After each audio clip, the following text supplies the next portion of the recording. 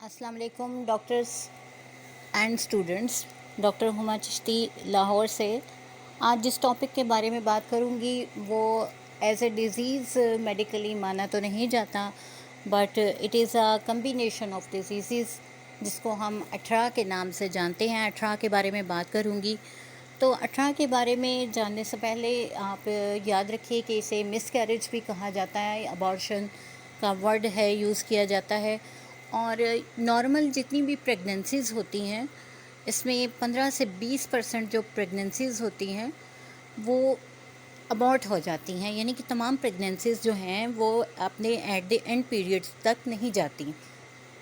इसके बारे में मज़ीद बात करने से पहले आपको बताती चलूँ कि अठरा का जो मर्ज़ है ये मियाज़मेटिक प्रॉब्लम है, मियाज़मेटिक डिज़ीज़ है और जेनेटिक लेवल पर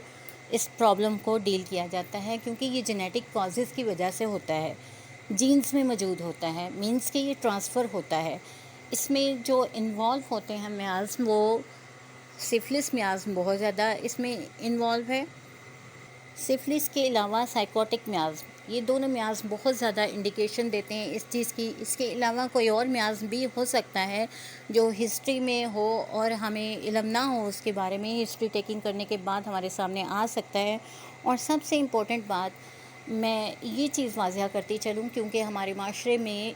सोशल वीक अवेयरनेस भी ज़रूरी है जो कम दी जाती है। अगर हमारे होम्योपैथ्स भी इस तरह का काम करें तो बहुत ज़्यादा बेहतरी होती है सोशली, कि वो फ़ीमेल्स के जिनको कसूरवार समझा जाता है और जहाँ पर भी वो अठरा की प्रॉब्लम में मुब्तला होती हैं तो वहाँ हमारी सोसाइटी में ऐसे पेशेंट को बहुत बुरा समझा जाता है, या ये समझा जाता है कि ये बहुत ज़्यादा मनहूस है, नहूसत है इसके साथ और इसका साया भी नहीं पड़ना चाहिए कहीं पर। तो एलोपैथी में तो एक्चुअली इस चीज़ का कोई तसव्वुर ही नहीं है, अठरा को कोई मर्ज़ नहीं कहा जाता, जबकि ये एक तकलीफ़ दे मर्ज़ है, ये एक प्रॉब्लम तो है और इसका होम्योपैथी में बहुत ही अच्छा इलाज मौजूद है। देखिए, याद रखिए कि अबॉर्शन का हो जाना बहुत ही तकलीफ़ दे अमल है, जस्ट लाइक डिलीवरी पेन्स। बिल्कुल डिलीवरी की पेन्स होती हैं और बिल्कुल वही तमाम तकालीफ़ सहनी पड़ती हैं, लेकिन एट द एंड क्या होता है कि वो जो फ्रूट कुदरत की तरफ से नसीब होता है औलाद की सूरत में पेशेंट को, वो नहीं मिलता। और ये वजह क्या होती है? 18 का जो मर्ज़ है 18 से है, ये कम्बिनेशन ऑफ डिज़ीज़ है, यानी सिंड्रोम कह लीजिए आप। मैं इसको एक सिंड्रोम कहती हूँ। और ऑलमोस्ट 18 किस्म की जो प्रॉब्लम्स हैं ये उनमें उनकी वजह से होता है, यानी उसकी वजह से अबॉर्शन या मिसकैरेज बार बार हो जाती है। और याद रखिए कि किसी भी मंथ में, यानी दूसरे तीसरे चौथे या किसी भी मंथ में, यहाँ तक कि क्या कहते हैं 9वें माह से पहले तक किसी भी वक्त अबॉर्शन का हो जाना और किसी तरह से भी हो जाना, ये 18 है। और फिर ऐसा है कि 18 का मर्ज़ का जो पेशेंट होता है, अगर वो डिलीवरी कर भी लेता है, यानी उसका एक बेबी डिलीवर हो जाता है और वो ज़िंदा भी रह जाता है, तो बाद में उसकी डेथ हो जाती है, कुछ माह बाद, कुछ साल बाद ऐसा होता है कि उसकी डेथ हो जाती है। या फिर अगर सरवाइव कर भी जाए तो क्या होता है कि वो माजूर रह जाता है, क्रिपल्ड हो जाते हैं। जैसा कि मैंने बताया कि ये एक सिंड्रोम है, तो याद रखिए कि इसमें बेशुमार किस्म की जो हैं वो प्रॉब्लम्स हैं, जिसमें इनफर्टिलिटी है,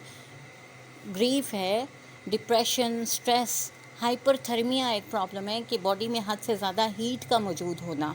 और आपको पता है कि ये मिजाज के हवाले से हमारे होम्योपैथी जो है, इसमें टेम्परामेंट के हवाले से हम बात करते हैं कि कुछ टेम्परामेंट्स हैं, उनमें जो है थर्मल टेम्परामेंट जो है, जिसमें बहुत ज़्यादा हीट का होना पाया जाता है। तो अगर हम उसको बैलेंस करते हैं, उसको ठीक करते हैं, तो ये प्रॉब्लम को डील किया जा सकता है। इसके अलावा हेमरेजिस का बहुत ज़्यादा होना, leucorrhoea, prolapse of uterus, miscarriage, abortion, uterine polyps हो जाना, या फिर ये कि यूट्राइन फाइब्राइड्स, या फिर यूट्रस का कोई भी प्रॉब्लम, यूट्रस में ट्यूमर्स हो जाना, एंडोमेट्राइटिस हो जाना, यानी यूट्रस की सोजिश हो जाना। इसके अलावा अनीमिया के पेशेंट्स, पीसीओएस के पेशेंट्स, ڈائبٹک پیشنٹس اگر ہیں اور وہ پریگنینسی سے پہلے ڈائبٹیز کے شکار ہیں تو بھی اٹھرا ہو جاتا ہے، اٹھرا کے مرض میں مبتلا رہتے ہیں اور بار بار جو ہے وہ مس کیریج ہو جاتا ہے۔ اس کے علاوہ ایکسیسو سیکس جہاں پر ہوتی ہے وہاں پر بھی یہ ہو سکتا ہے، اوور ایگزرشن کی وجہ ہو سکتی ہے، گروتھ پرابلمس ہیں، ریکرنٹ مس کیریجز ہیں، بلکہ یوٹرس ہو جانا، انفیکشنز ہو جانا، اور یہ بہت ساری کچھ علامات ہیں کہ جن کی وجہ سے یہ اٹھرا کا پرابلم ہو جایا کرتا ہے۔ مین کاز اس کی سفلائٹک ہے، اور سفلس کا مرض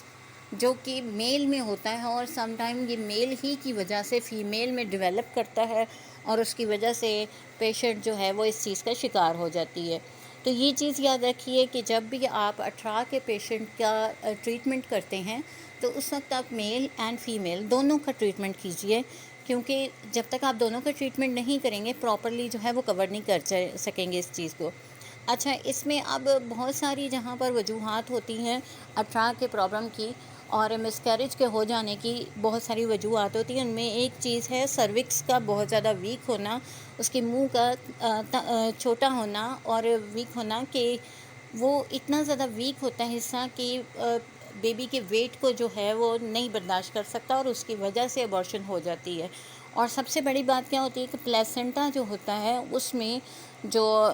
بلڈ ہوتا ہے اس کی فلو کا کیا ہوتا ہے کہ اس میں کلوٹس بننے شروع ہو جاتے ہیں اور پراپرلی بیبی کو سپلائی نہیں جاتی ہے بلڈ کی، اور اس کی وجہ سے پھر مس کیریج ہو جاتا ہے۔ اس کے علاوہ جو ہے پرولیکٹن اور پروجسٹیرون جو ہمارے ہارمونس ہیں ان میں اپ اینڈ ڈاؤن کی وجہ ہو سکتی ہے، کوئی ڈاؤن سنڈروم ہو سکتا ہے جو وجہ بن سکتا ہے، جینیٹک کاز ہو سکتی ہے، اور سم ٹائم ان نون کاز بھی ہوتی ہیں کہ جن کا ہم انڈیکیشن نہیں کر سکتے کہ یہ کس وجہ سے ایسا ہوا ہے۔ آپ کے پاس جب اٹھرا کا پیشنٹ آتا ہے تو اس کے اندر جو بہت زیادہ سمٹمز آپ کو ملیں گی، 2 ٹائپس آف سمٹمز ہوں گی، کہ ایک پیشنٹ آئے گا جس کی آپ اگر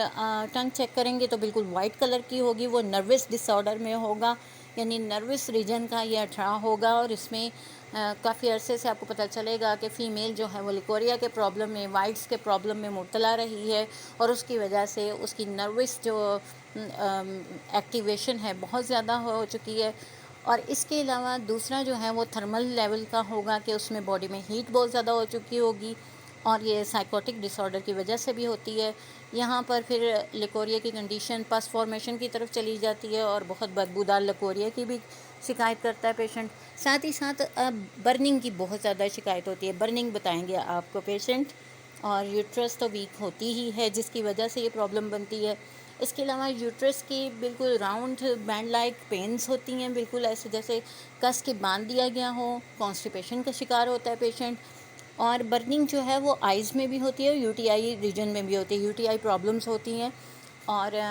ریگ بہت زیادہ آپ دیکھیں گے، غصہ بہت زیادہ دیکھیں گے پیشنٹ میں، انٹالرنس ہوگی، دانے فیس پہ دیکھیں گے، یہ چیزیں ہوں گی،